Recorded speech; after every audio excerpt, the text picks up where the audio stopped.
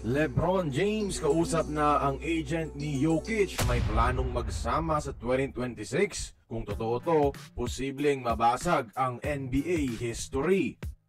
Mga idol, habang mainit pa ang issue sa Lakers na si LeBron daw hindi na masaya sa direksyon nais nilang puntahan, sa gitna ng yan, isang cryptic post ang nagpasabog sa NBA world.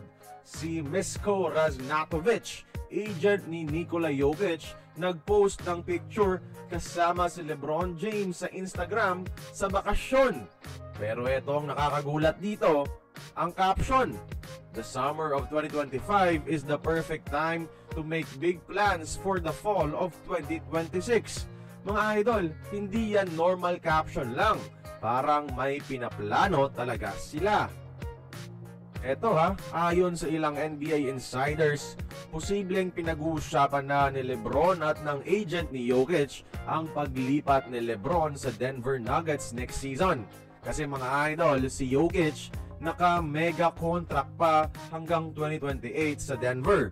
So kung gusto nilang magsama, si LeBron ang kailangang lumipat. At heto pa ang wild na part mga idol. Saktong may second round pick ang Denver next year at sakto ring expected papasok ng NBA draft ang kanyang pangalawang anak na si Bryce James mga idol next year. At sakto rin na hanggang ngayong season lang guaranteed ang rookie contract ni Bronny James sa Lakers. If hindi tayo delusional at kung i-connect the dots natin, posible bang pinag-uusapan na ni LeBron at ng agent ni Joker ang pagpunta ni LeBron sa Denver para makalaro si Jokic at para makalaro ng sabay ang dalawang anak sa NBA mga idol? Alam naman natin na ang gusto ni LeBron magretiro in the loudest way possible, in the most legendary of ways mga idol.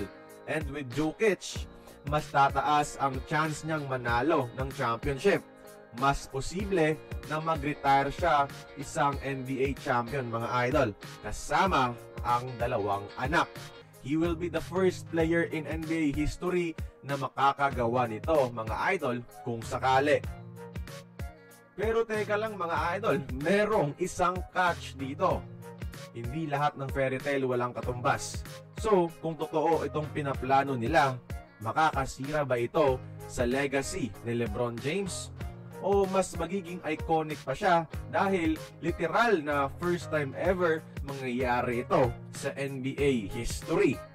Kayo nang humusga mga idol sa ating comment section kung dapat bang ituloy ni LeBron ang plano nila kuno ng agent. Comment nyo sa ibaba mga idol. Paalala ko lang muna, ang aking mga sinabi ay isa lamang sa mga maraming theory na lumabas dahil sa post ng agent ni Jokic kasama si Joker. Kita-kits sa comment section mga idol.